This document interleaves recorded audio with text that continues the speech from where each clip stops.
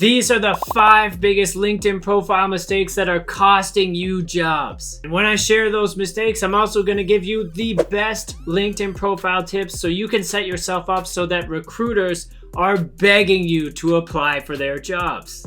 First, if your LinkedIn profile does not check all of these boxes, you are hugely missing out. According to LinkedIn themselves, people who have a strong profile photo are 14 times more likely to be viewed by recruiters. So here, of course, is an amazing LinkedIn profile photo example that checks all of our boxes, and what wonderful hair, I might add. As you can see, we're smiling, we're looking straight into the camera, which simulates eye contact, which is great for building trust.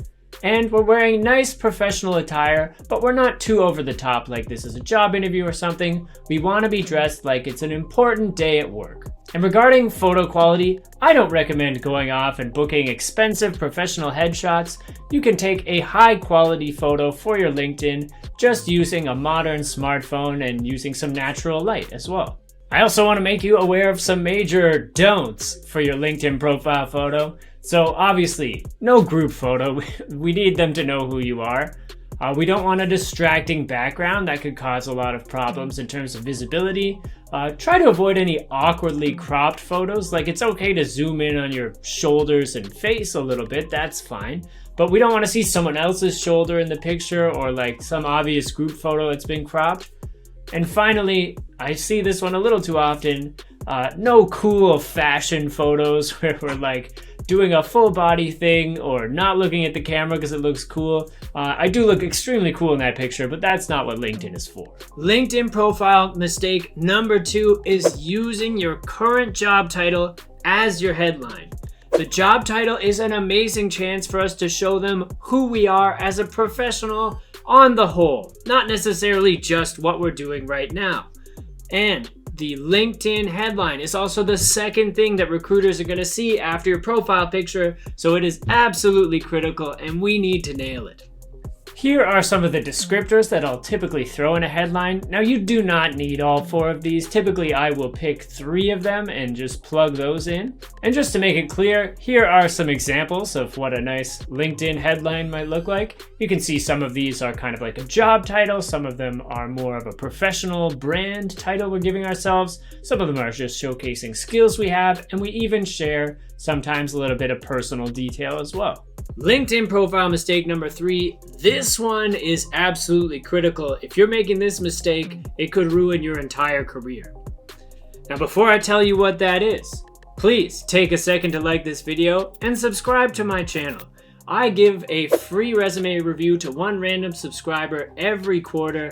I would love to do that for you, so make sure you're subscribed. Now, back to that cliffhanger I just left you. This 3rd LinkedIn profile mistake, which might be the biggest, is to have inconsistencies in factual information between your resume and your LinkedIn profile.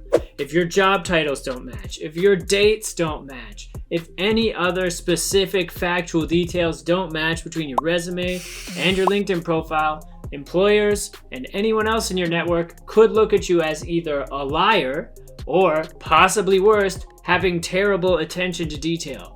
Both are career-ruining labels to have put on you, so you want to make sure that your resume information and your LinkedIn profile information match perfectly. The next huge mistake that I see people make on their LinkedIn profile is not keyword optimizing their profile, especially in the skills section. The skills section of your LinkedIn profile is how recruiters are finding you when they are searching for you. So we want to make sure that we have this section optimized. Luckily, this is very easy to do. I'm going to show you how right now. For more ChatGPT job search hacks, check out my new ebook, The ChatGPT Resume. I've got that link down in the description below. It is flying off the shelves since I launched it a couple weeks ago. It has helped out a lot of people. I would love to get you in on that, so check it out. Now, my last LinkedIn huge mistake I see people making is not having any recommendations.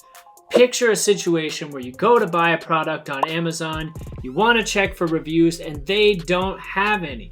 That is a very disconcerting thing to see as a consumer.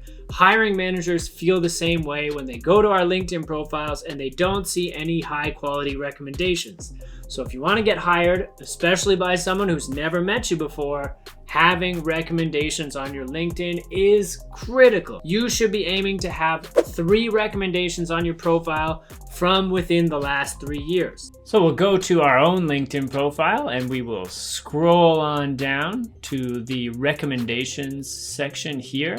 We will click on this little edit pencil and we can see all the recommendations we have. We'll click on the plus sign and hit ask for a recommendation. Just type in the name of someone we'd like to ask. And then we'll add a nice message to just prompt them to hopefully create a great recommendation for us with no real pressure. For a full list of everything you need to create a badass LinkedIn profile, check out my free Badass LinkedIn Profile Checklist, which I have linked down below in the description. And if you want to take your career and your resume to the next level, definitely check out my free resume writing course. This thing is everything I have on resume writing, right in the perfect order you need it to create a great new resume. Check it out, I'll see you over there.